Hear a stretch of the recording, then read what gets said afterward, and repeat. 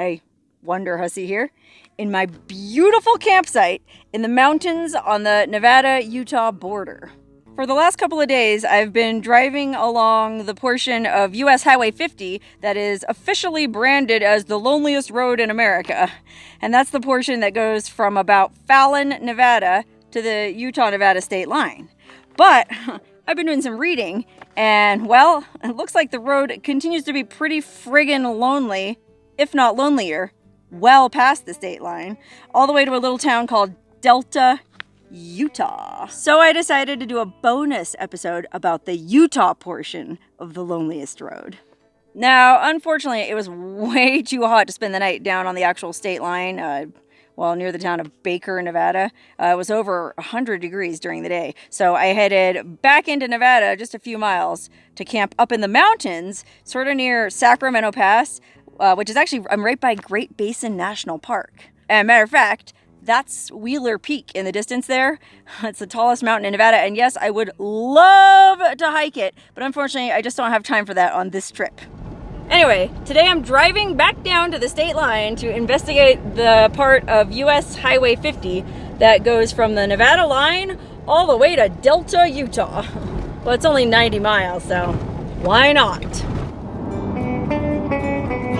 Okie dokie. Here we are again. Okay, I don't need gas because I already gassed up when I was in Ely, and it's only 90 more miles to Delta, and the gas is cheap there. But I am gonna go in and treat myself to an ice cold Coca-Cola.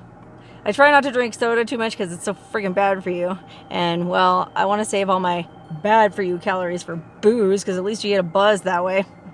But it just seems like the perfect thing to take on an all-American road trip. Better mask up first though. I don't want to get sick traveling on the loneliest friggin' road. Okay, the border inn. Oh wow, look, a phone booth. When's the last time you saw one of those? I guess because there's really hardly any phone signal out here.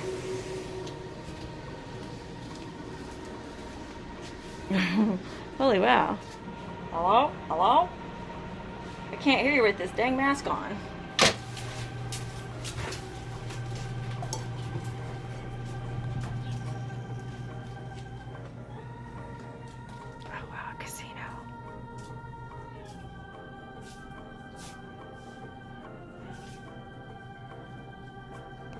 So weird.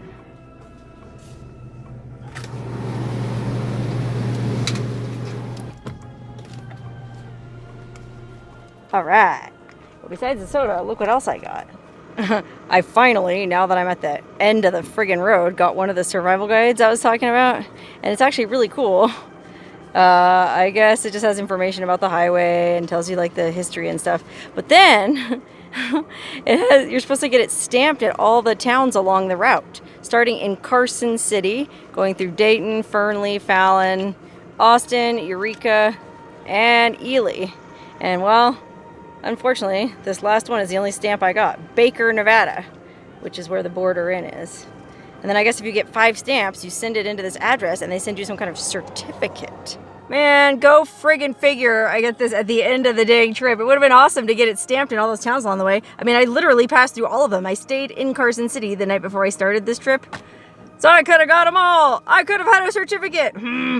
Guess that means I'll just have to come back and do it again.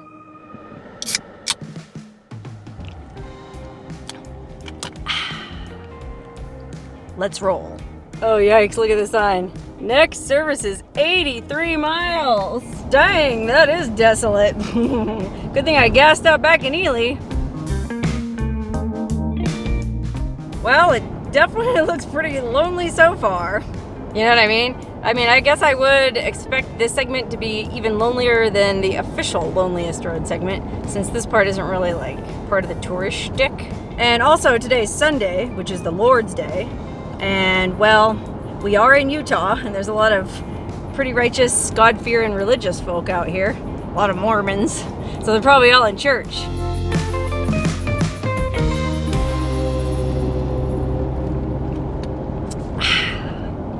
what could be more American than drinking high fructose corn syrup and burning up gas? I'm headed down the loneliest highway, looking for the love getaway, headed for the love getaway. I got me a 4Runner, it seats about 1, but you can come along if you watch my channel. So far the landscape looks pretty much the same. Basin and range, and what spectacular ranges though. I mean, these friggin' mountains are epic. Man, it is friggin' desolate out here. I mean, gosh, I'm the only car around for miles and miles and miles. Nobody coming in that direction. Nobody coming in that direction. Boy, I'd say this is every bit as lonely, if not lonelier, than the stuff that we passed through in Nevada. And interestingly, I haven't noticed nearly as many, well, obviously there's no Nevada historical markers, but you think Utah would have some kind of historical markers, and well, there really haven't been any points of interest or anything noteworthy. So either nothing interesting has ever happened in this part of the country, or they're trying to cover something up. Oh man, it is hot out here. I gotta get back in the air conditioning. Whew. See what the thermometer says. 102! Man, I believe it. It feels like it's hot enough to fry an egg on that pavement there. Whew. Good thing I still have a little bit of my ice cold Coke.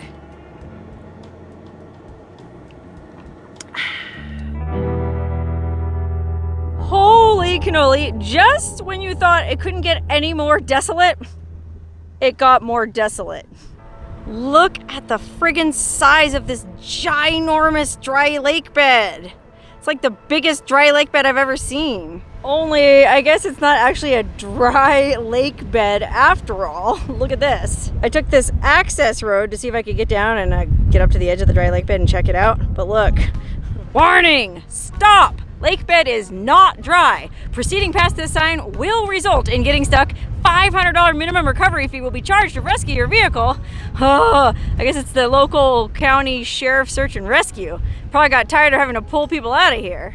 Oh my God, they're not kidding. I've seen posts on Facebook and like those off-road recovery groups. I guess people like to go up to the Black Rock Desert in northern Nevada and go off-roading there on the playa where they have Burning Man. And well, it rains a lot in the winter and people get stuck fairly often. Matter of fact, I've been stuck on a dry lake bed myself once. It was an interesting story, but I'll save that for another video. Anyway, man, it's real windy out here in addition to being blazing hot. So it feels like I'm kind of standing in between like 100 blow dryers all aimed at each other. If you've ever had that experience. But look how cool this friggin' lake bed is. Oh, amazing. Oh man, I gotta get back in the car. My camera, it's so hot my camera keeps overheating. My cell phone is getting too hot and the camera app shuts down. So I better get in the car and put it right up against the air conditioning vent to cool it down. Let me see. Oh gosh, yeah, look. Now it's 104. Yikes. And to think I came up here to get away from hot weather. Little did I know. Oh my God, look at it now, 106. Golly, can you imagine being stuck out in this baking, unforgiving desert without water? Like if you were lost or if your car broke down. Yikes. My car's very well maintained. Man, but this Utah stretch is way more desolate than any stretch in Nevada. I'm not kidding. I mean, it was kind of desolate, I guess, between Fallon and Austin, but not like this, man. There is nothing out here. Or I guess I shouldn't say nothing. Unfortunately, I have this policy of, well, I decided that I would only visit attractions that were like a mile or two off of this route, just to keep these videos to a reasonable length. But if I didn't have that policy, look where we could go. Death Canyon. Golly, if it's 126 degrees in Death Valley right now, imagine how hot it must be in Death Canyon. And actually, gosh, if we were going to Death Canyon, on the way there, we would also hit this. You dig fossils. Trilobite, I don't know how you say that. quarry. 20 miles. Let's see what the other side says. Oh God, good, there's some shade. Whew, stand in this shade patch. Holy wow. You dig fossils. A fossil trilobite quarry. Open Monday through Saturday, 9 to 6. Must arrive by 4. Customers are given a hammer, bucket, and some assistance to collect their fossil trilobites. $33 for 2 hours for adults, $19 for 2 hours for kids aged 7 to 16, 6 and under, no charge with a paying adult. Prices are lower for those who want to stay half or full day. Yes, it is worth your trip. Most people do very well. Usually 2 hours will get you plenty of trilobites. Golly, I've never even heard of trilobites. But hey, that being said, there's just about nothing I'd rather do than go digging for them in 106-degree heat. Just kidding, I'm getting back in my car.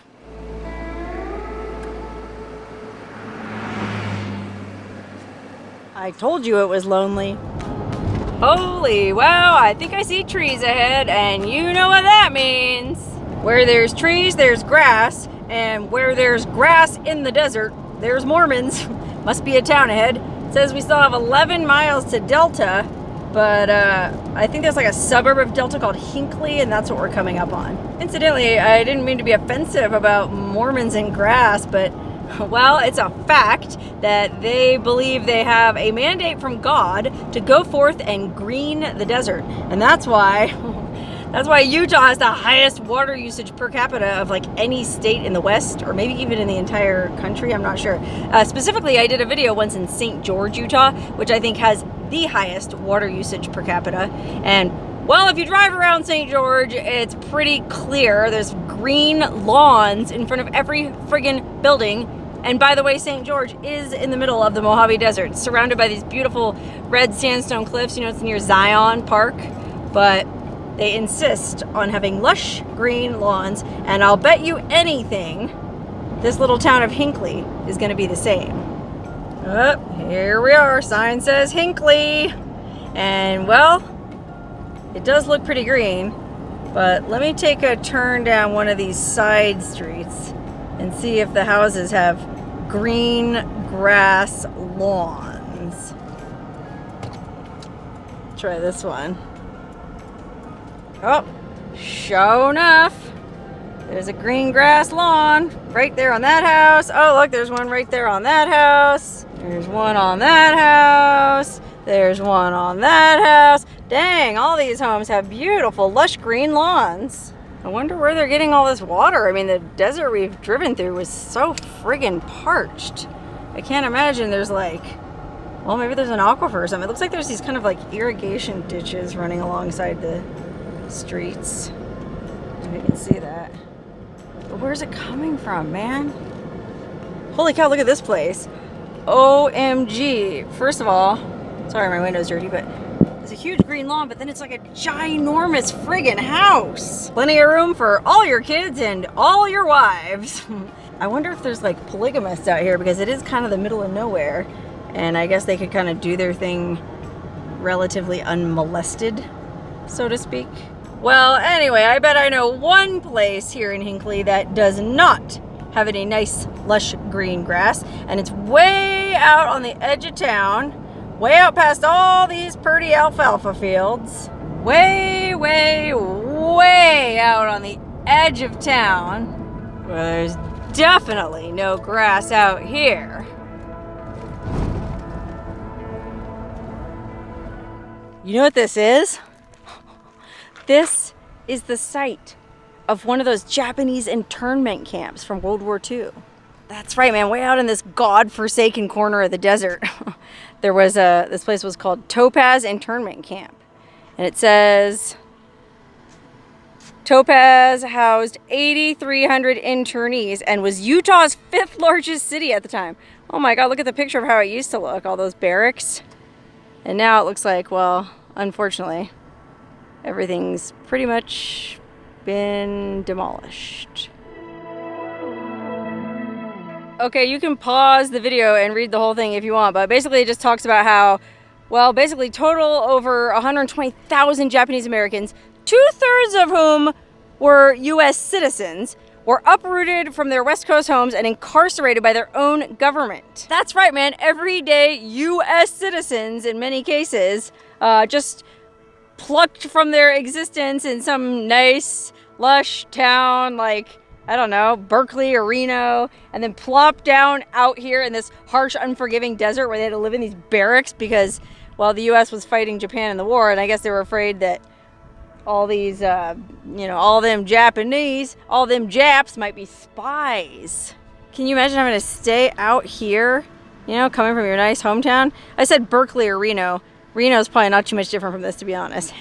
But, all kinds of small towns across America had Japanese people living in them. And, I mean, gosh, they were just like regular Americans, pretty much. Look, they still had them 40s styles, 40s hairdos. They were just regular people. But guess what? They got locked up in the old internment camp.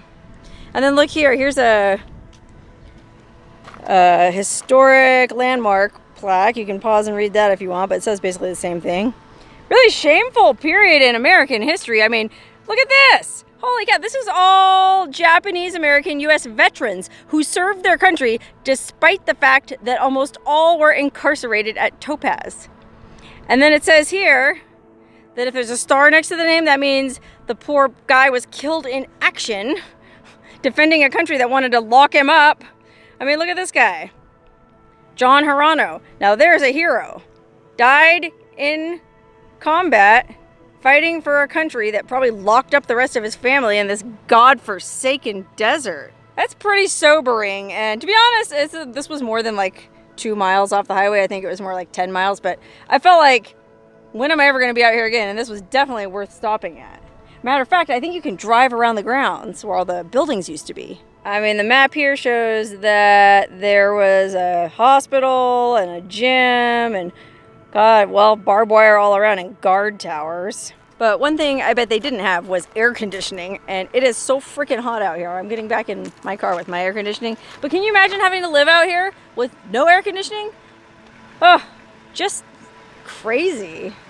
Okay, yeah, wow, look, you can drive around the grounds where everything used to be. Look at the sign. Historic site, Topaz internment camp. Visitors welcome, please do not remove artifacts, no ATVs or motorcycles. Gosh. Man, look, this is creepy. Everything's gone, but they still have like signs showing you where things were. So here we are, driving through the old main gate. And then here on the left would have been the administration building. Dang, man, I mean, doesn't look like there's much left. But you know what I mean, man? Like, there's nothing left, just a few foundations. It's like they just bulldozed everything when the war was over so they could pretend like nothing ever happened. Oh, hey, what did I say earlier in this very video about them covering things up? Well, at least they do have this site marked on the map. I'll give them that. Ugh, gosh, really sad. Wow, I did not expect to find this here, I'll be honest with you. I was just looking at my paper atlas, actually, and I happened to see that it was marked on there. I thought that was pretty interesting because I've been to Manzanar, the big, I think it's a national park or a national historic landmark now that's much better preserved than this. They actually still have the buildings and there's a museum and everything. And that's down in the Eastern Sierra near Lone Pine, and it's actually friggin' beautiful landscape. I mean, yeah, it sucked. They were still locked up, but I don't know. At least they were locked up in that instead of, well, no offense, this is beautiful, but you know what I mean.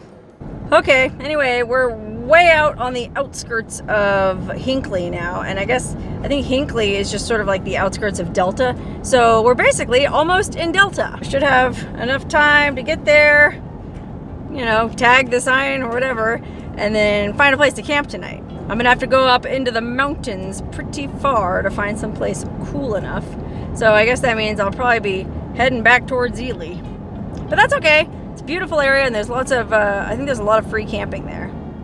Oh man, holy wow, look at this creepy, sad, old abandoned farm. Oh, I sure would love to go poke around in there, but unfortunately, I just don't have enough time. It's already getting pretty late in the day, and we gotta get to Delta. Okay, hold everything. I know I said I was in a hurry to go to Delta, but oh my god, I had to stop and look at these giant friggin' things. I could see them from, God, probably 10 miles away. Let me just show you. Like, what are these things? There's a whole bunch of them, and they're massive, and the whole site looks like it's abandoned. It's all locked up. It says no trespassing. Sorry, I know it's backlit. Weird weather today. Sun keeps coming and going. But God, there's like abandoned tractors and abandoned farm equipment and trailers. And then these giant, I mean, I'm guessing it has to be something to do with water. Like, I mean, my first thought was there were some kind of giant sprinkler systems. Gosh, I don't know. Kind of feels like those things from War of the Worlds, or like some creepy abandoned amusement park, like that abandoned amusement park in Chernobyl. Like, you know, those things that spin swings around. There's just something very creepy about this place. I'm just gonna drive along and shoot some footage of them so you can see what I'm talking about. Like, do you see how big the scale is on these things? And then it's interesting, like, if you look at the circular discs, well, I'll try to get a better spot. There's like these white panels. Almost looks like white fiberglass panels. Oh, look at these ones are upright. Weird. I wonder why those ones are standing upright like that. But you see what I mean? It's almost like these windmill panels in some of them. Like, maybe they all used to have that stuff in them when they were operational. What the? This is a real mystery, y'all. What are these things? And then, I don't know if you can see, there's like these weird little buckets. Let's zoom in. There's like these weird little buckets at the bottom. So maybe they were used for seeding fields? I don't understand. I feel like they must have been wind powered somehow. Oh my goodness. This is a mystery. If anyone watching this knows what these things are, please comment below. Okay, now I really gotta get on the road to Delta. What do I see ahead? Looks like the outskirts of a town with a really flashy sign. Welcome to Delta! I feel like I have to go up and actually tag the sign to prove that I made it. Here! Wow, we did it, man. We drove the entire route of the loneliest road in America. Not just the part that the marketing people call the loneliest road. We went on the real loneliest part. Let me tell you something. I feel like that Utah leg was, well, among the most interesting. What do you think? What part did you like best? Let me know in the comments below. But now I gotta get going, man. Might as well gas up while I'm here because gas is cheap. And then I'm gonna head on back into Nevada. Back down the loneliest road the other way. See you next Wednesday.